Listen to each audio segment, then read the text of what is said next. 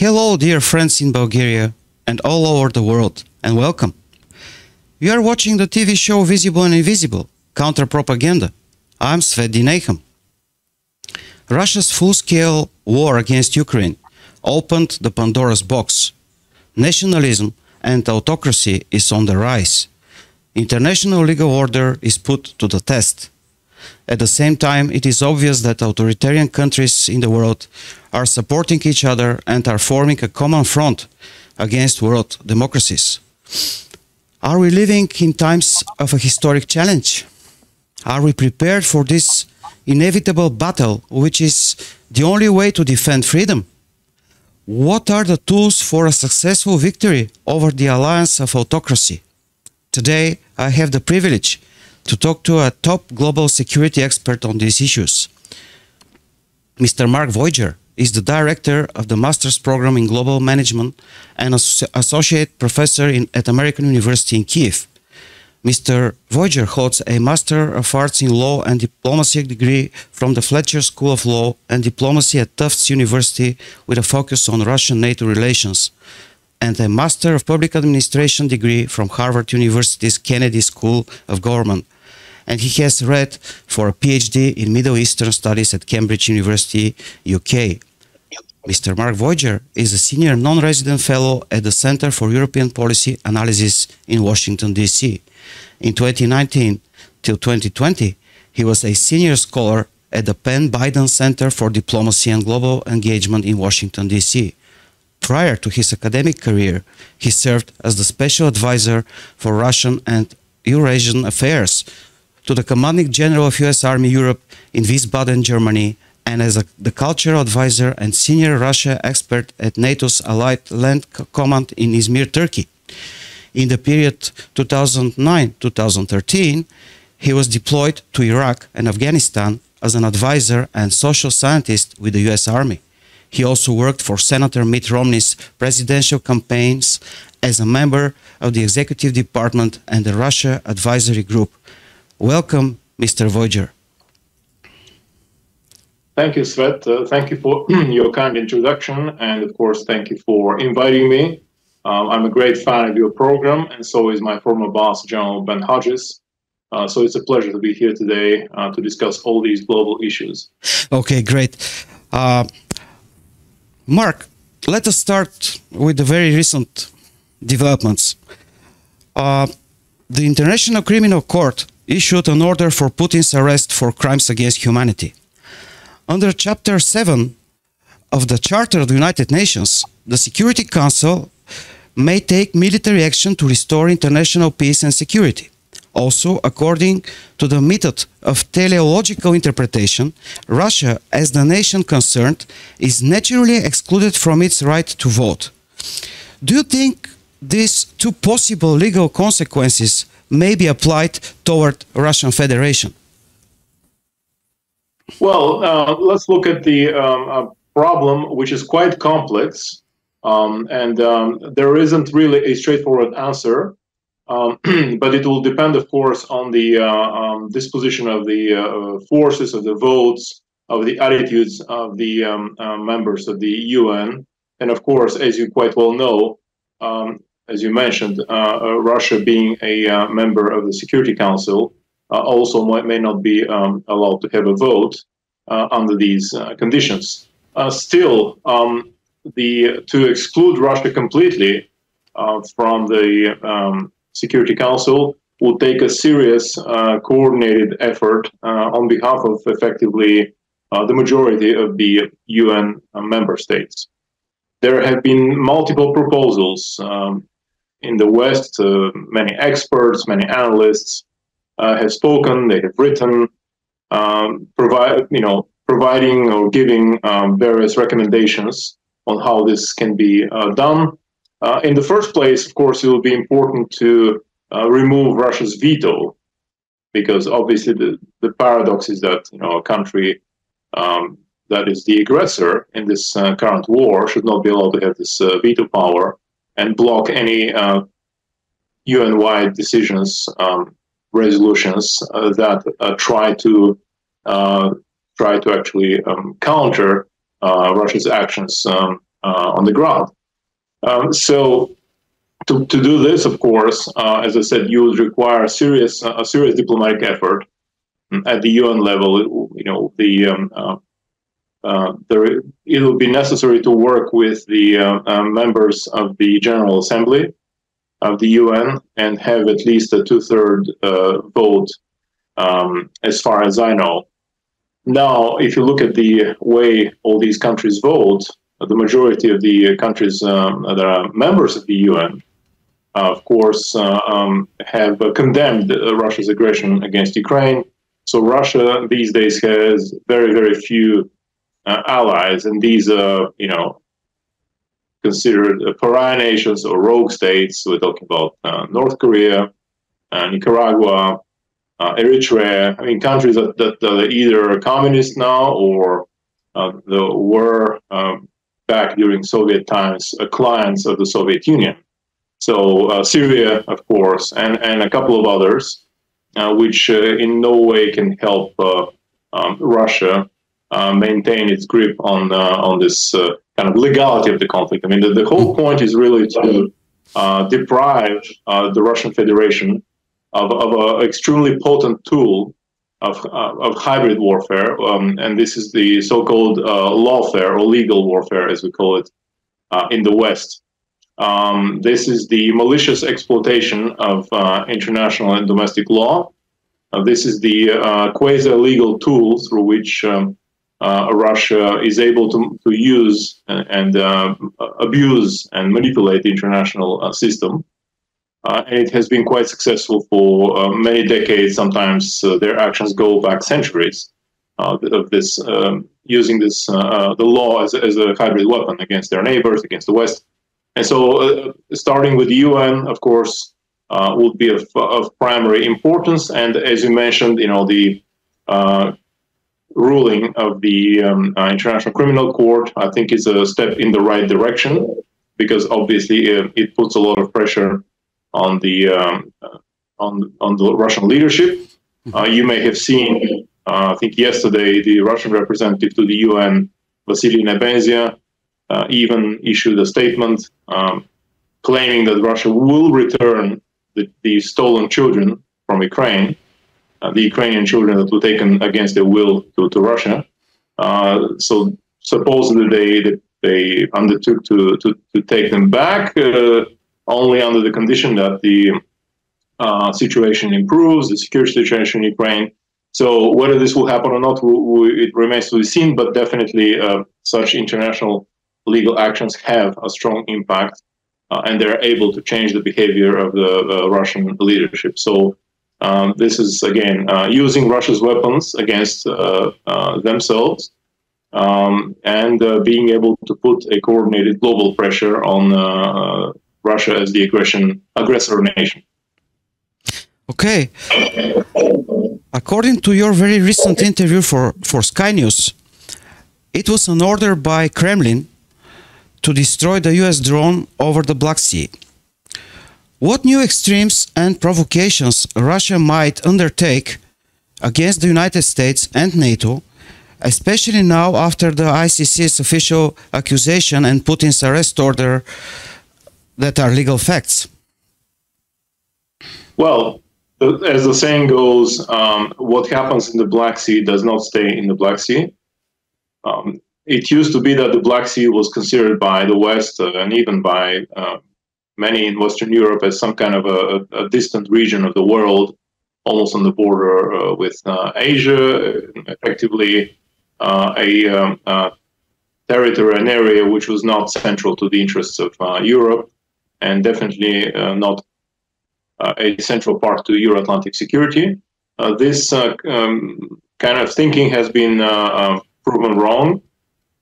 You know quite well that for example, the grain crisis that occurred because of Russia's aggression against Ukraine, the inability of Ukraine to export its agricultural produce freely, threatens to cause tremendous problems for the global south, mostly the countries of Africa, but also in Asia and other regions of the so-called third world. And so a conflict in the Black Sea, by definition, under the current conditions of economic globalization, but also the globalization of security, threatens to derail many other nations that are quite far away from the region. And so provocations, the provocations you're asking about, can have repercussions that really reach quite far. And so what may seem as a separate incident, as I said, in a distant region, might turn out to be the spark of an serious conflict, or could impact nations quite negatively. So I could imagine if Russia in the coming months decides not to participate in the grain deal anymore. I think they've extended it now for only about 60 days, but they can always try to cut that lifeline for the global South in the hope that the countries of Africa and Asia would turn against Ukraine or would start pushing at the UN level and other international platforms to actually call for peace. Of course, the peace would be on the Russian terms, trying to freeze the conflict.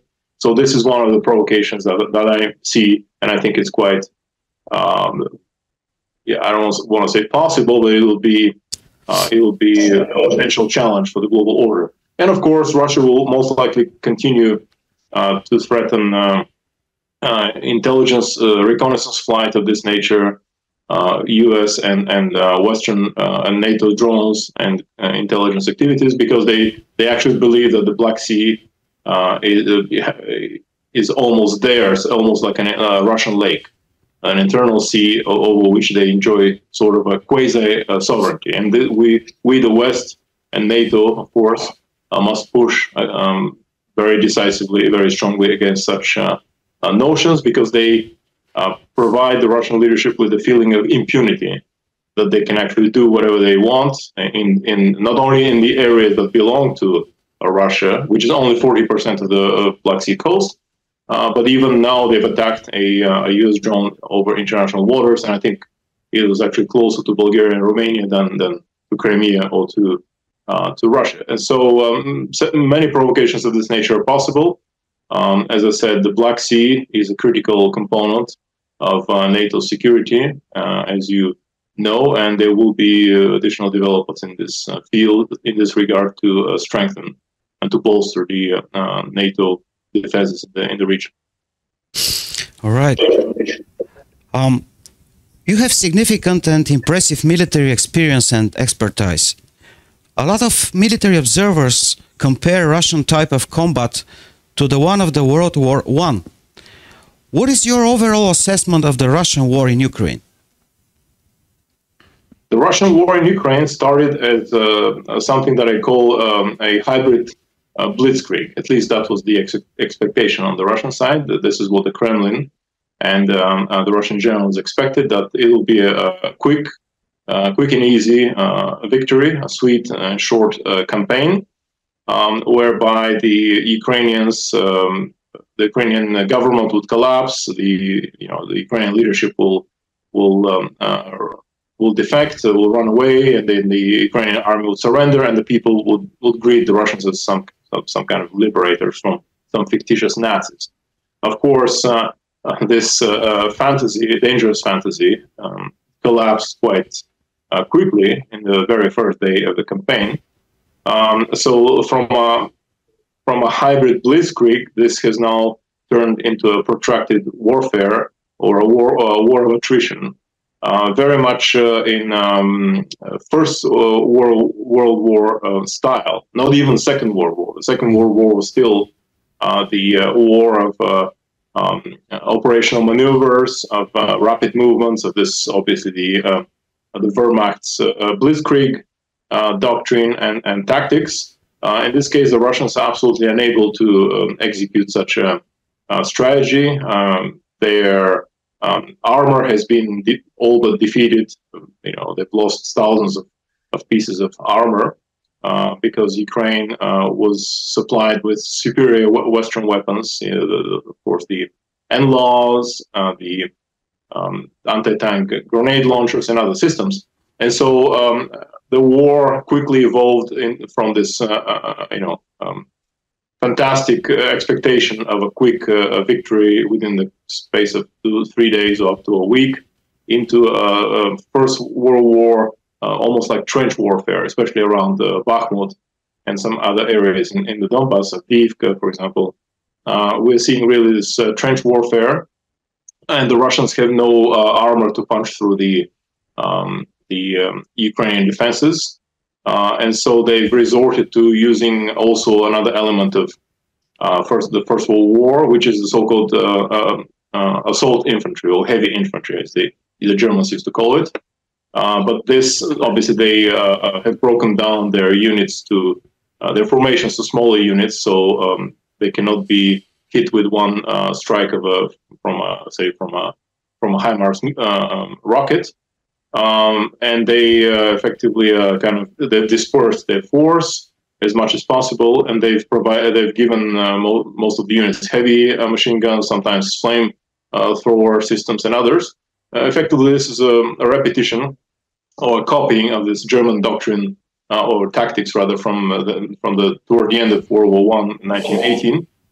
With some of the weapons of the 21st century, but it comes to show that the Russians have nothing really to offer in terms of military thought or even the practical implementation of any of those ideas. They're repeating the same old, with also the added element of the human waves that was so characteristic of the Red Army's tactics during the Second World War. Obviously, you know, the so-called penal battalions, and then that were pushed against back during the war against the German lines. Now, similar disposable elements, let's put it this way, prisoners and poorly trained recruits are used as cannon fodder in those senseless, mindless, suicidal human waves. So this is the nature of the game.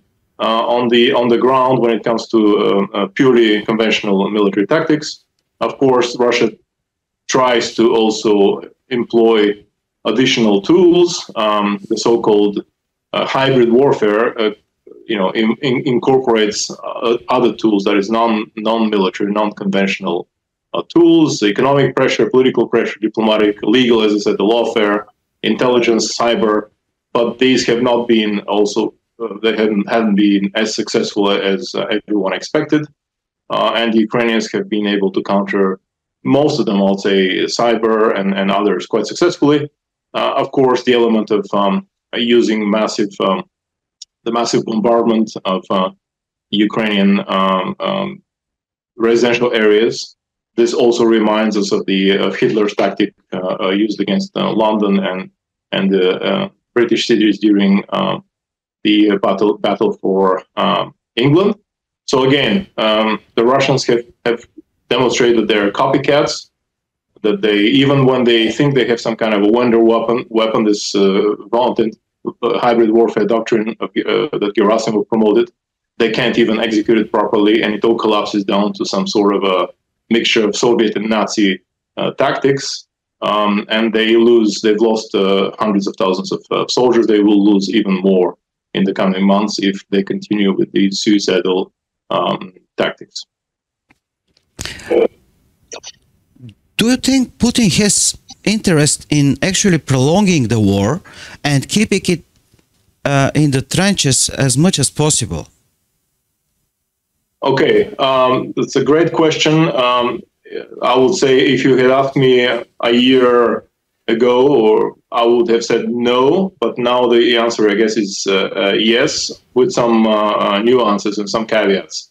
As I said initially, he was hoping that this would be a blitzkrieg, using mostly hybrid methods. That is, yes, he sent conventional troops, but he also believed that the Russian intelligence and the Russian political warfare and information warfare had softened up the Ukrainian, not only the Ukrainian defenses in military terms, but also the Ukrainian society, the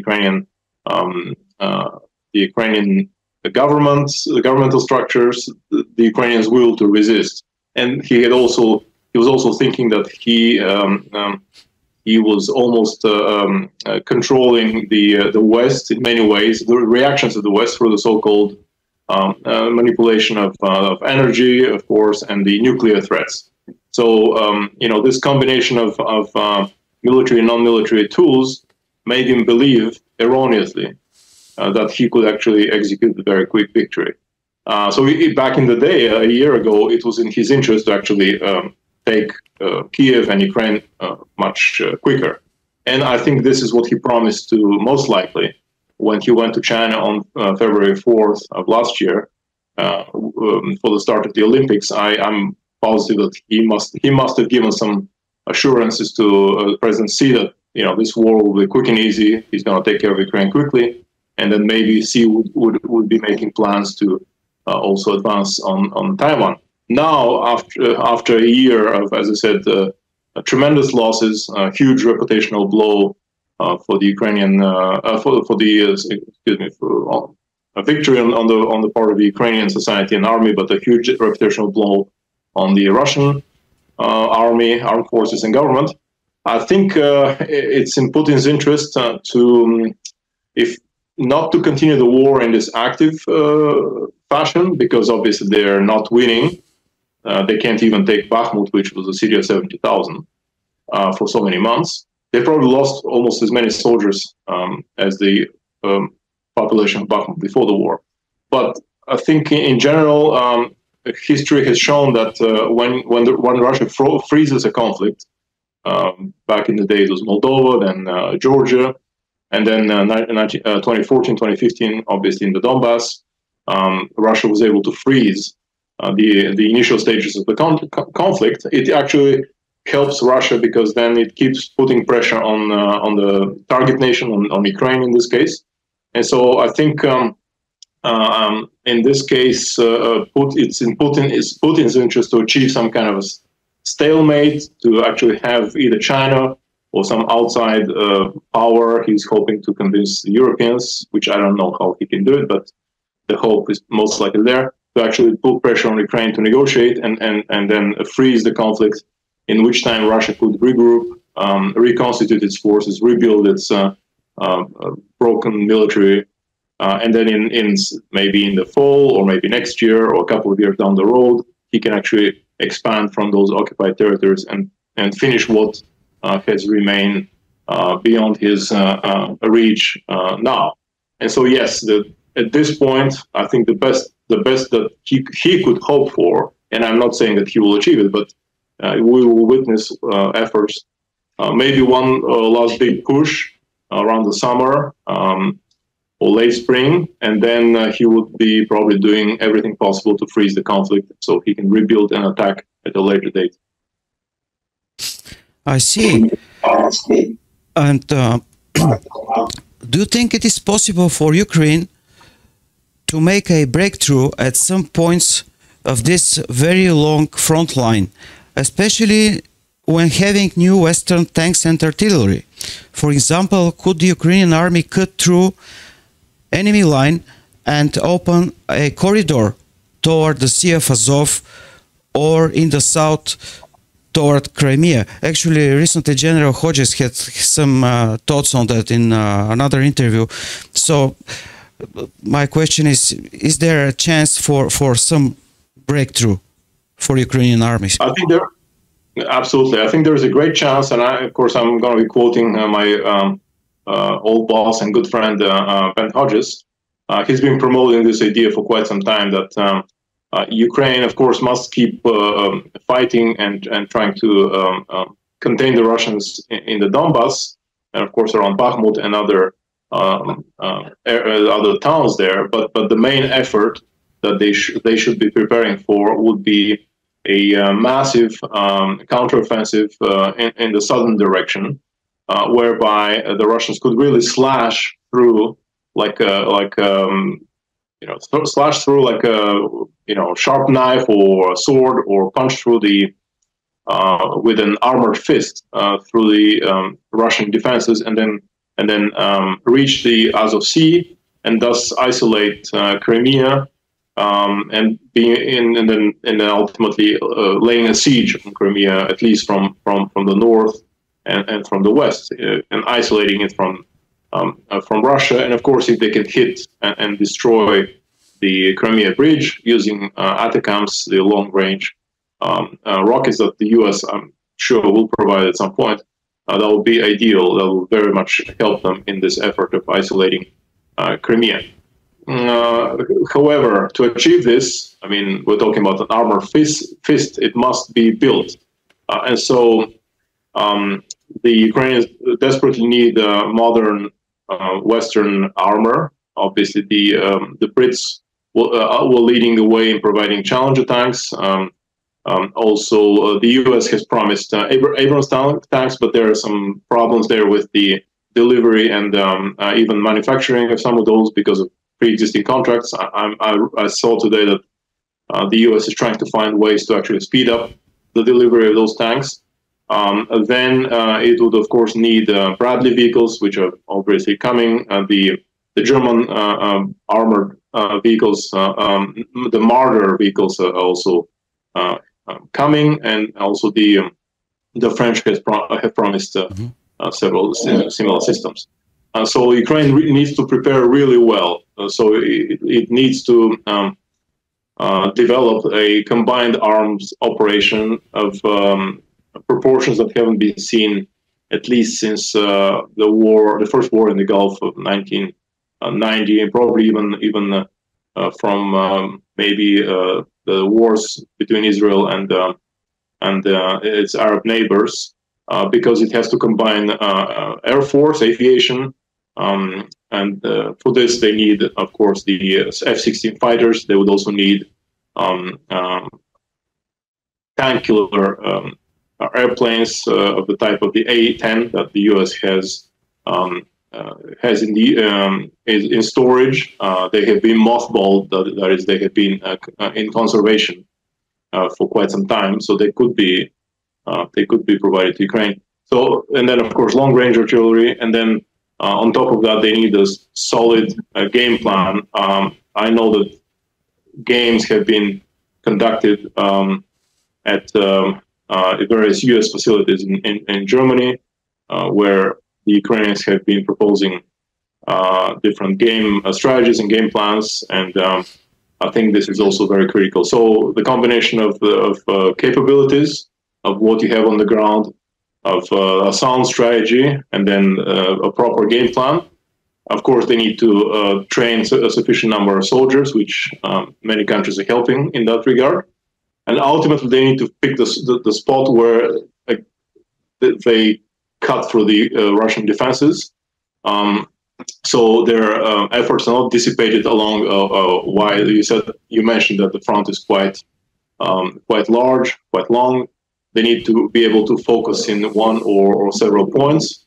And it seems logical that the South will be one of those. So it's a combination of many factors, but Ukraine has to prepare, and the West has to deliver what it has promised.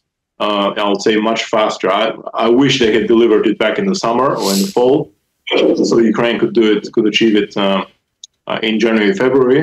This breakthrough counteroffensive, but it is what it is, and now we're hoping that Ukraine could do it in the coming couple of months before the summer starts, because then the Russians will be caught by surprise, or definitely before the Russian counteroffensive is launched, probably when the Russians are able to amass more troops in the range of hundreds of thousands of new recruits. So whoever hits first, if they're sufficiently prepared and equipped with the Western technology that has been promised, obviously Ukraine has the motivation, and I think it will win in this fight.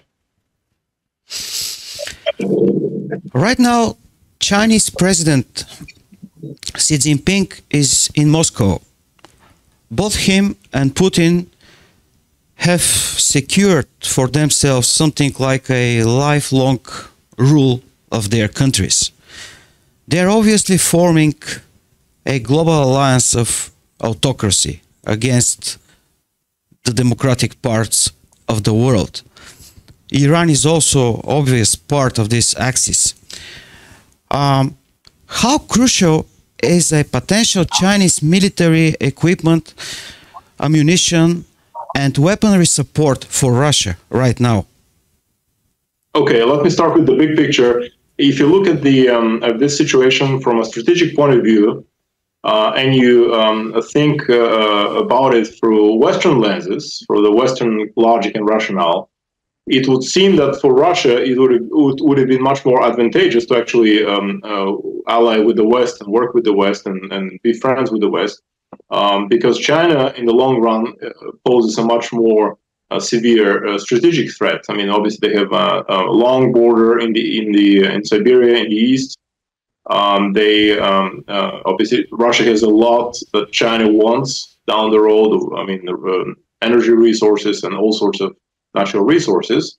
And of course, China has historical grievances against Russia because the Russian Empire took effectively the eastern portion of Siberia, where Manchuria is. They were able to annex it in the 19th century, and the Chinese have not forgotten about those lost territories. So, but that's following our Western logic. Unfortunately, we have two presidents, as you mentioned, that are now that have effectively entered into an alliance of autocracies, Putin and Xi, and they're both very ideological. And of course, it does not surprise us when it comes to Putin, but when it comes to Xi, it is a departure from the strategic course that Deng Xiaoping charted for China back in 1979. Obviously, working with the West and benefiting from the commercial connections to the West. Instead, Xi is now also viewing the West as the larger threat to both China and Russia. And so he is regarding and analyzing all these strategic developments in the world through ideological lens. And so what would have been two competitors in the kind of real world, if you followed the kind of the sound logic of international relations, have now become ideologically affiliated, autocratic, I would say totalitarian, effectively, great powers. And so, obviously, with this visit of President Xi to Moscow, first he has shown that he supports Putin. That's clear. They called each other dear friend. They obviously see, and China doesn't recognize the ICC's legitimacy, and also he doesn't care apparently about the ruling that the ICC issued against Putin. I'm positive they have been discussing important issues to help the Russian war effort against Ukraine. There are already reports that China has provided ammunition and also $12 million worth of drones, Chinese drones, which are being used against Ukraine.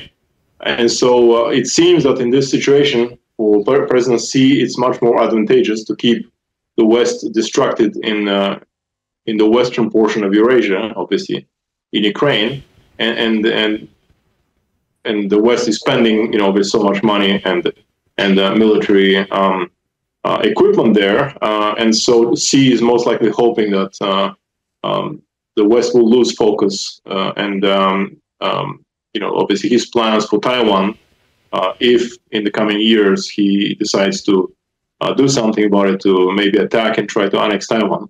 I think his thinking is that keep the West distracted away from China's borders, use Russia as a proxy, effectively, as the junior partner in the relationship. And so, unfortunately, we're going to see more of this Chinese support for Russia, not only by providing military equipment, but also financial instruments, ways to evade the sanctions. Again, we're seeing this, as you said, the formation of this, not only the formation, but the effective announcing to the world of this formalization in a way of this alliance of autocracies. And of course, Iran, as you mentioned, is an important element of it in the Middle East. When talking about this Chinese issue, I was really impressed by the opinion of the Director of National Intelligence of the United States, Avril Haines. Recently, in her testimony before the House Intelligence Committee, she stated that the People's Republic of China, which is increasingly challenging the United States economically, technologically, politically, and militarily around the world, remains our unparalleled priority. This is a very clear and objective statement. Do you think people in Europe are realizing the real threat coming from China? The answer is most probably not, or at least until fairly recently, they did not regard China as an existential threat. Now, let me first comment on what Avril Haines has said. Obviously, it's no secret that the Biden administration came to office with the notion that China is really the long-term strategic threat for the United States. Why? I mean, because China is a much more powerful economy than Russia is, obviously a much larger nation. Of course, it doesn't have a NATO alliance surrounding China the way NATO is able to deter Russia in Europe, at least.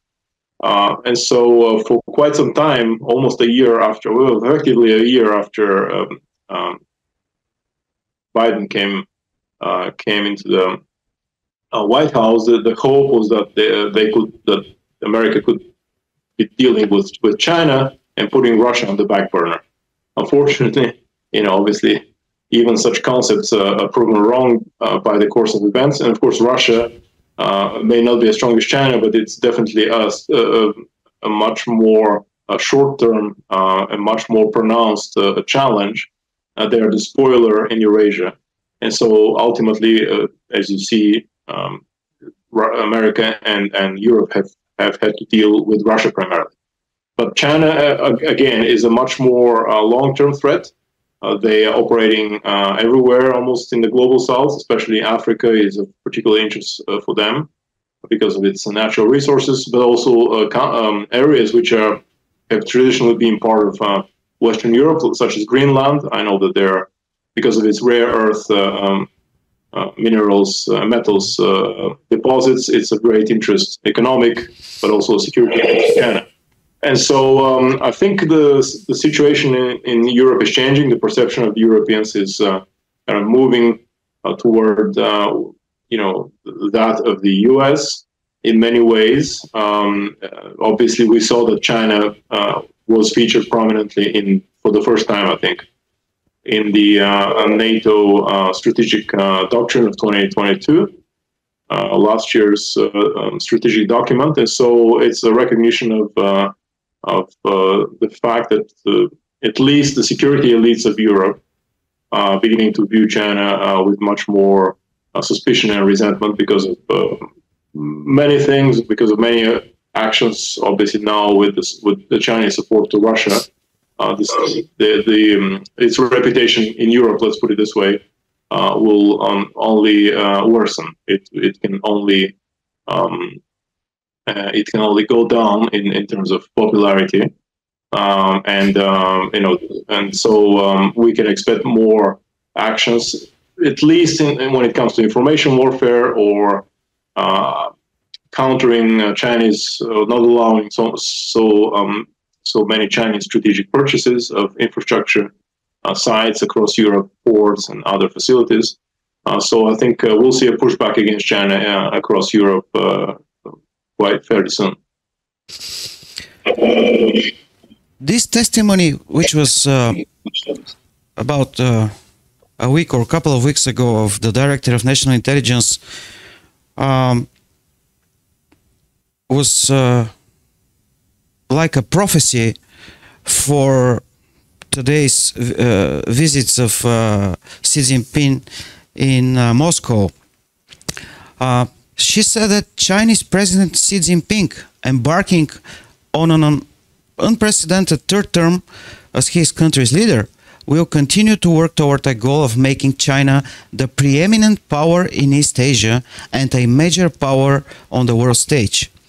And that China's ruling Communist Party is increasingly convinced that it can only do so at the expense of the United States' power and influence, and by using coordinated whole-of-government tools to demonstrate strength and compel neighbors to submit to its preferences, including its land, sea and air claims in the region and its assertions of sovereignty over Taiwan.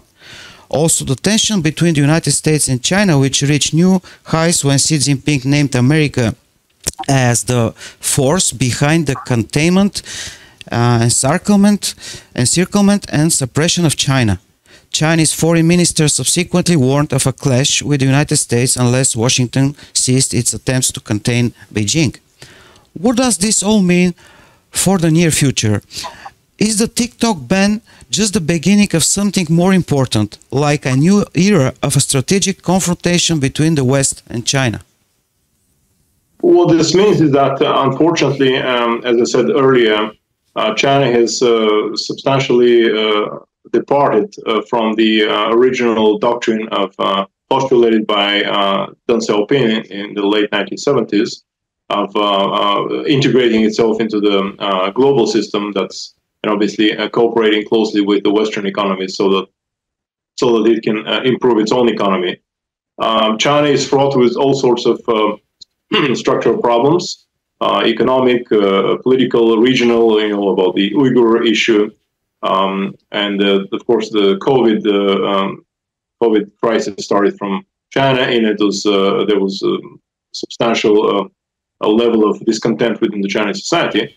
And so for an ideological leader such as Xi, who sees the world in zero-sum game terms, just like Putin does, it appears to him that this is somehow all these negative developments are maybe part of some kind of Western encirclement, a Western plan to debilitate, to weaken China, and so we see again those two leaders, Putin and Xi, being so much very much alike in many ways. Just one is the senior partner, the other is the junior partner. But back to a question about China, of course, this also means that China strategically views the global system as not as a win-win system where everybody can benefit if they cooperate. They see it as a zero-sum game competition between China and the US, and China and the West writ large, if you speak broadly about the two components of this equation. And so ultimately, yes, we have effectively entered in a world of I wouldn't call it a bipolar competition, obviously, but we have actually this West versus autocracies, democracy versus autocracies, and China is very much hoping to lead the way in this global confrontation against Western democracies. Also in an ideological sense, to prove that the Chinese system is more stable and it's more successful than the Western one, and which brings me to the point that both dictators are quite insecure in some ways about domestic developments, as I mentioned earlier, and so this translates into foreign policy adventures. So when Putin loses popularity in Russia, he annexes Crimea or he attacks Ukraine every time there are a lot more massive protests. Obviously, in the case of China, we can expect similar behavior if there are social turmoil and social unrest in China in the future. Xi may resort to some kind of aggressive action, especially with obviously Taiwan being in the crosshairs of his neo-imperialistic ambitions across East Asia. All right. Since today we are talking about this new axis and global alliance of autocracy, we cannot do that without analyzing Middle East for a bit, and you have significant experience there as well.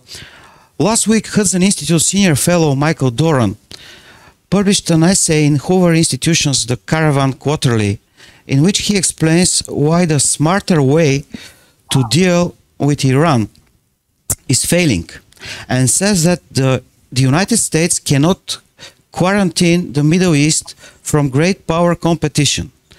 Russia and Iran are China's allies in the global struggle to undermine the American-led international order. The current military posture of the United States is misaligned with each member of the Golden Triangle. The Middle East is a hard power arena. In addition, Iran is supplying lethal weapons to Russia, and Iran and Saudi Arabia just re-established their diplomatic relations, and China was the mediator. What do you think will be the United States' strategy on Iran and in the region? Is there a clear strategy, and is there a new Gordian knot in the Middle East? The quick and short answer is unfortunately no, there isn't a clear strategy, and there hasn't been one for quite some time. Effectively, Iran has posed a strategic a challenge to the US from the very moment the Islamic Republic was formed back in 1978. It reversed decades of Iran being an ally, strategic ally for the West in the Middle East. And ultimately, Iran embarked upon a revolutionary agenda and started threatening most of its neighbors, in particular the Arab nations of the Gulf, and of course Saudi Arabia being the most prominent, the largest of those. So no one has been able to solve this equation yet, and I seriously doubt there is one silver bullet that can solve it. When people talk about the smart way, maybe they refer to either this perpetual continuation of the sanctions regime, so the kind of economic and social tools that the West can use, because they hope the Western decision makers or analysts hope that one day the sanctions would cripple the economy of the country, and then the people, especially the younger people in Iran, would revolt and ideally take down the regime by themselves. This has not materialized yet. The regime is totalitarian in many ways. It's just a religious totalitarian regime. The nation is quite split. So there are obviously those who hate and dislike the regime, but they also have supporters. They have strong security services. They have funding for their oppressive apparatus. So of course we hope that the Iranian people itself can solve this issue, but it's still with all these protests, and they have been erupting every almost decade, every 15 years or so, this hasn't been resolved. On the other side of the spectrum is the offensive solution.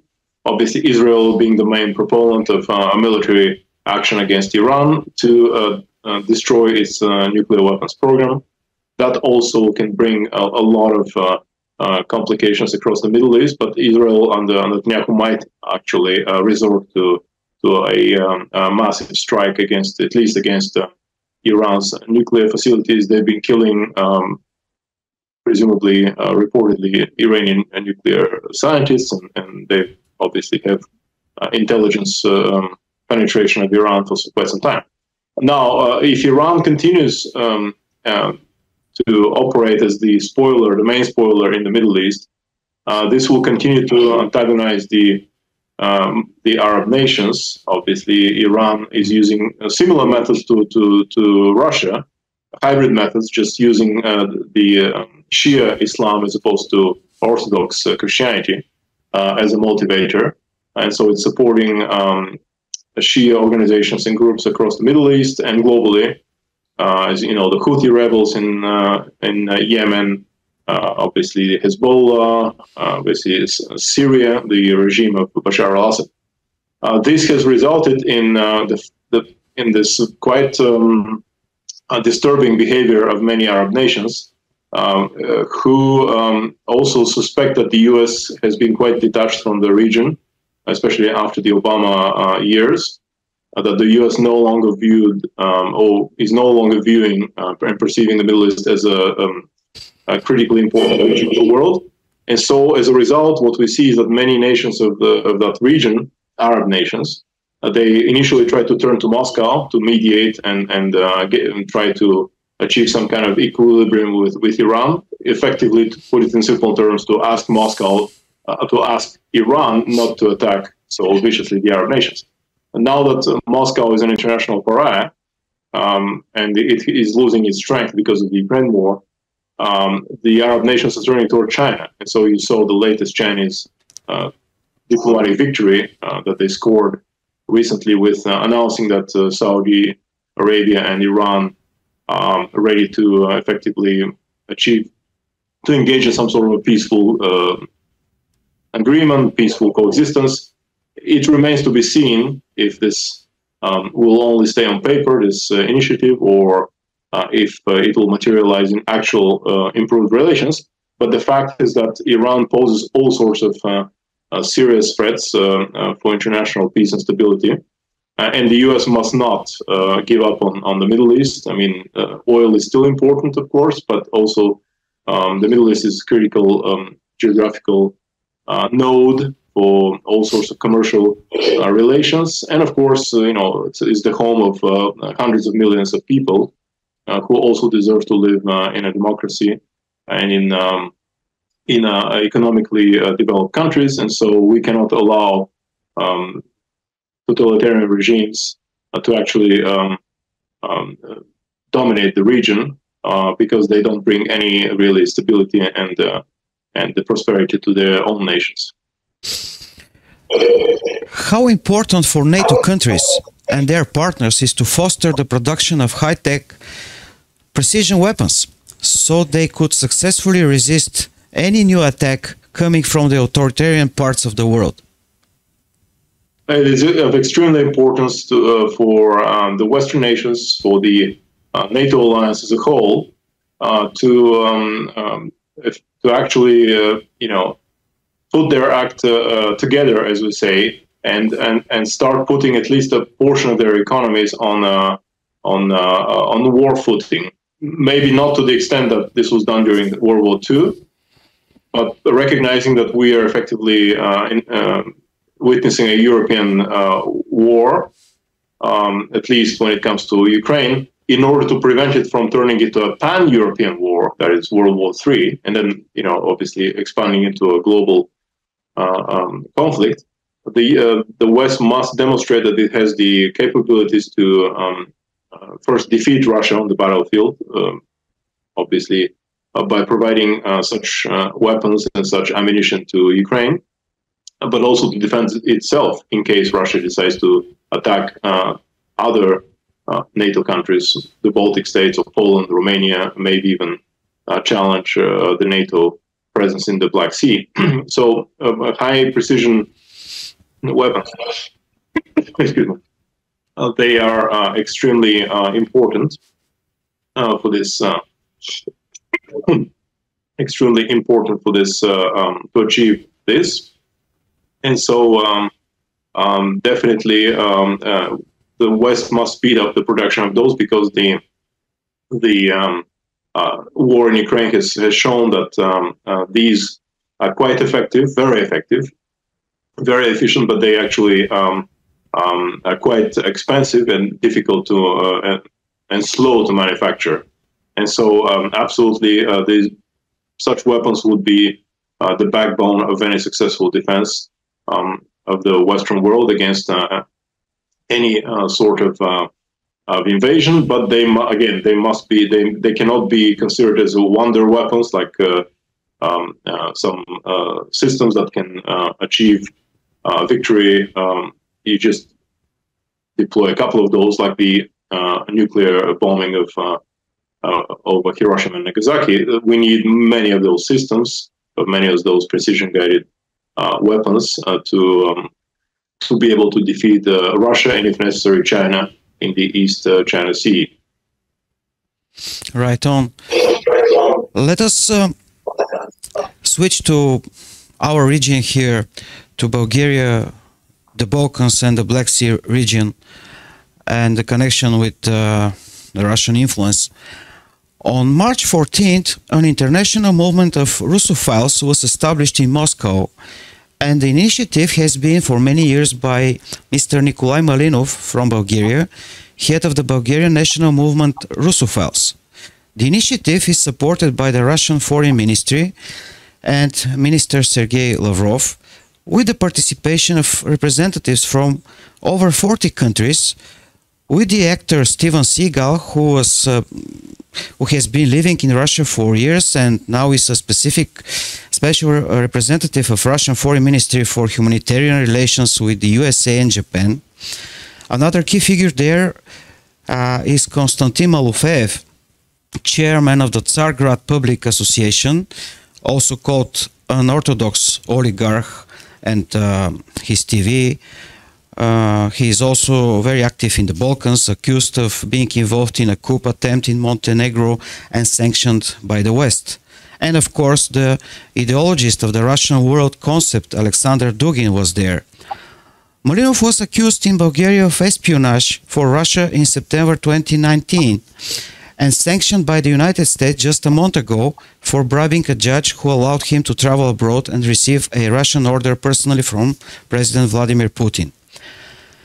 Now Malinov got elected as chairman of the International Russophiles movement in Moscow. To what extremes Russia might go in its attempt to control Bulgaria? Let me first start by saying that when we say Russophiles, we should keep in mind that these are not people who love the Russian culture or the Russian language. What they love most are the quick and easy Russian money that come in abundance because of Russia's notorious corruption and the many projects that actually provide billions of dollars to Russia, out of which it gives crumbs, really, to their proteges, not only in Bulgaria, but across many countries. Bulgaria, sadly, has been always a target of Russian imperial expansionism, at least since the mid-19th century, when the Russian Tsarism realized the importance of Bulgaria as the conduit, as the strategic direction leading toward the Mediterranean Sea. And so having a strong and cohesive Bulgarian state has always been antithetical to the Russian imperial designs when it comes to their expansionism to the south. Put it simply, a strong Bulgaria means that Russia cannot operate with impunity in the region. And therefore, Russia and the Soviet Union, Imperial Russia, the Soviet Union, and now Putin's Russia have invested tremendous efforts and a lot of money into dividing the society into propaganda that actually poisons the mind, I would say, of many people in Bulgaria. And ultimately, this, of course, doesn't stay only in the ideological sphere. This has concrete, specific negative consequences for the ability of Bulgaria to defend itself, especially given how problematic the equipment of the armed forces is with all the Soviet systems, Soviet airplanes, and how slowly the armed forces are getting rid of those. Obviously, low level of investment, and then this at the backdrop of other European nations that are getting rid of their Soviet equipment and then getting Western American and Western European systems. Even Macedonia, I read that it's giving some of its old Soviet planes to Ukraine, maybe other systems too. So Bulgaria, sadly, has been lagging behind, and of course, a lot of it is due to this penetration of the country by the Russian propaganda, but also Russian intelligence, Russian political influence, political warfare. So these are all tools and elements of Russia's hybrid warfare. And as you mentioned, several names, of course. These Malofeev is a notorious Russian propagandist and one of the main sponsors of the initial aggression against Ukraine, and also this Russian world concept, which is effectively kind of a fig leaf covering the Russian new imperialistic ambitions, not only across the Eurasian space, but also in areas such as the Balkans. So Russia can do a lot. Let's put it this way: before the war, Russia could do more. They were obviously trying to create some divisions surrounding the Macedonia, the entry into the country of North Macedonia into NATO. Obviously, playing with this the name of the country, and then playing on the Greek attitudes toward that. Also, orthodoxy was and still is an important tool, but I would say less these days, because the Greek government, the Greek society, I think, has understood the detrimental role that Russia is playing. Also, as you saw, the ecumenical patriarch Bartholomew in Istanbul took the position to support the independence of the autocephalous Ukrainian church, and so Russia has actually lost many of its tools. Of course, Russia plays not only with Bulgaria in this region. Serbia has also been a client or a country that was also susceptible to Russian influence. But even these days, you don't see the Serbian leadership being that enthusiastic. I mean, effectively, with Russia losing the war in Ukraine, or at least not performing as all of their allies or supporters expected it would do, it is losing face, it is losing credibility, it is losing money, and so they're less able to pay for the corruption projects across the Balkans. Again, there's always people who are ideologically affiliated. Their connections go back to Soviet times. So this has to be dealt decisively, obviously, by the intelligence services of every country that is being penetrated, but also on a societal level, to explain Russia's historical negative role in this region and its imperialistic ambitions and designs that have not changed for centuries. All right.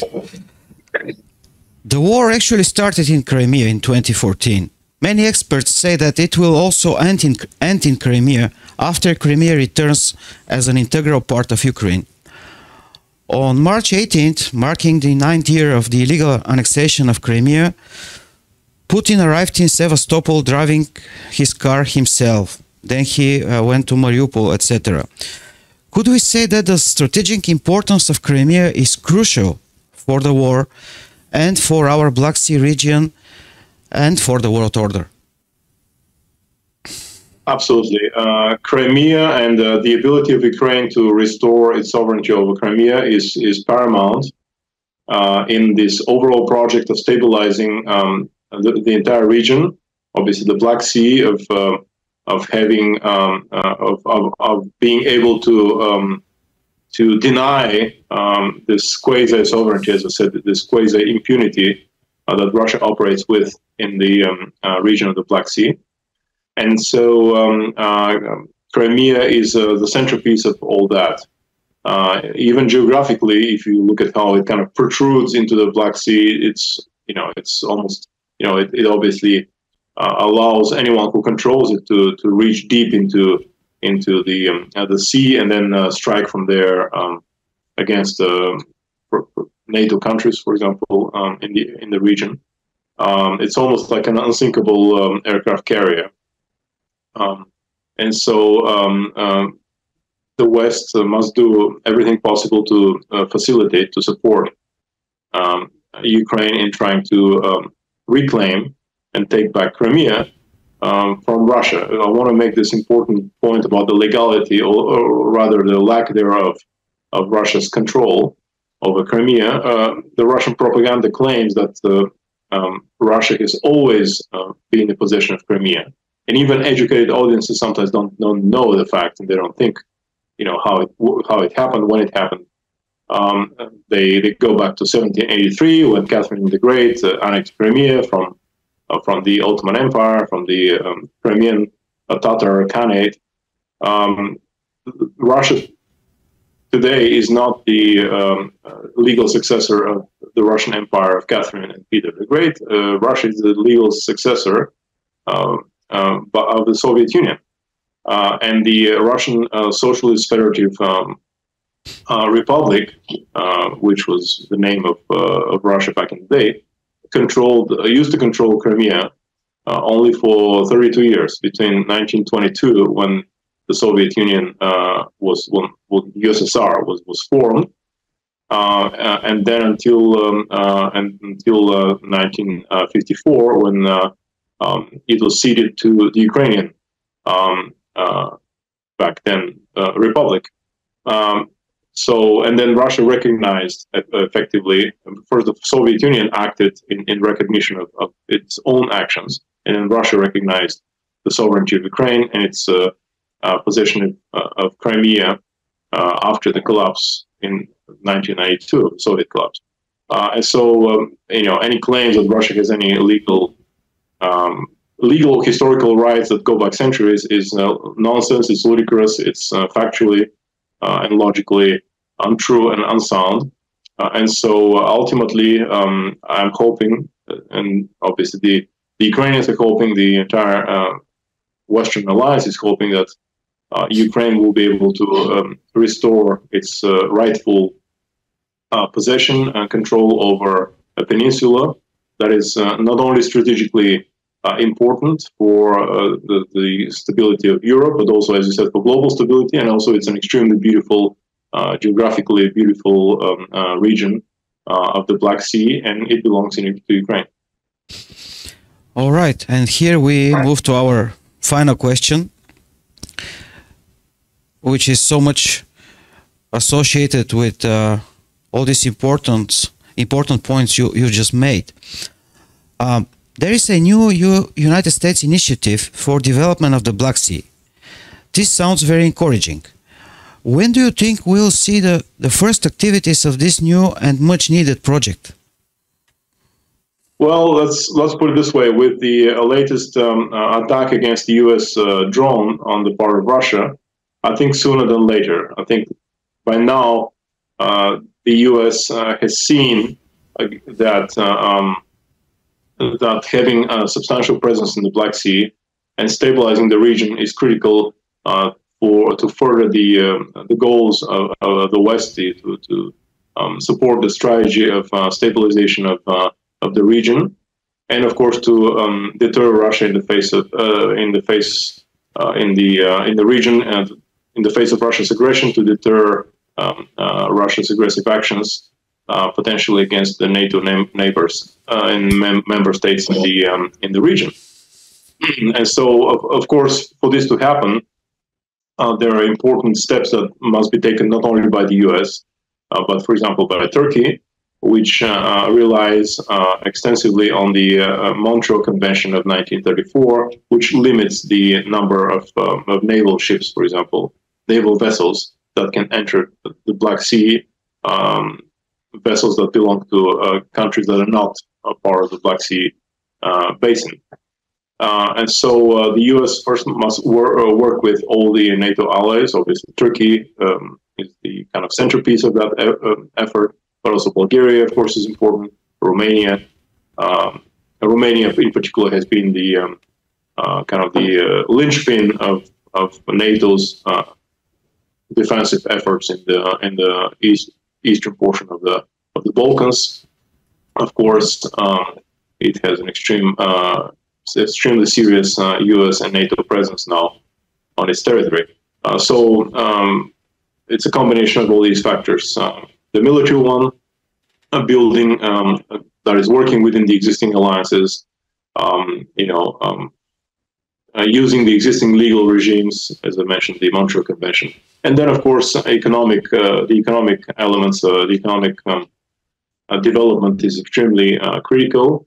But the U.S. must invest more, especially not only to improve the economies of the countries of the region, but also to tie them, all these geopolitical strategic projects between Europe and Asia, obviously Bulgaria, Romania, and then on the other side, on the eastern shore of the Black Sea, you have Georgia, and they were building this deep sea port in Anaklia that could take, for example, Chinese merchandise into Europe.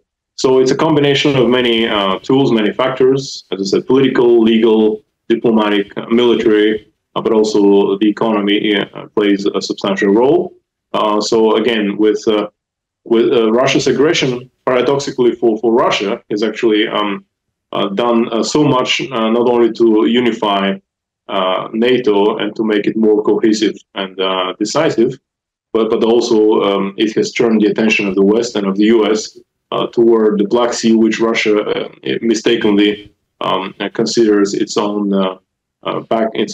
domestic internal lake or internal sea, and it's now getting exactly the opposite result, that the West will have a more increased presence, and this will ultimately prove that only through the Western Alliance, only through the Euro-Atlantic Alliance of NATO and the European Union, the only two pillars of political, strategic, and economic stability for the region. All right, I couldn't agree more with you, and I'm glad that there is this optimistic and very motivated program of the United States, and it sounds like a very solid ground for further development of our region here. Mr. Mark Voyger, thank you so much for this interview, sir. Thank you, Svet. Always a pleasure, and I look forward to our discussions in the future. Me too. Thank you very much. This has been my exclusive interview with Mark Voyger, a senior fellow at the Center for European Policy Analysis in Washington, D.C. I'm looking forward to continuing interviewing global security experts from all over the world. I thank you all for being together tonight with Visible and Invisible Counter-Propaganda with me, SVET DI-NAHUM. I will see you next time. Until then, you may like, follow and share our Visible and Invisible Facebook page, follow me on Twitter, subscribe to our YouTube channel, or support us on Patreon. Thank you all. Stay cool as usual. Have a good one. Thank you.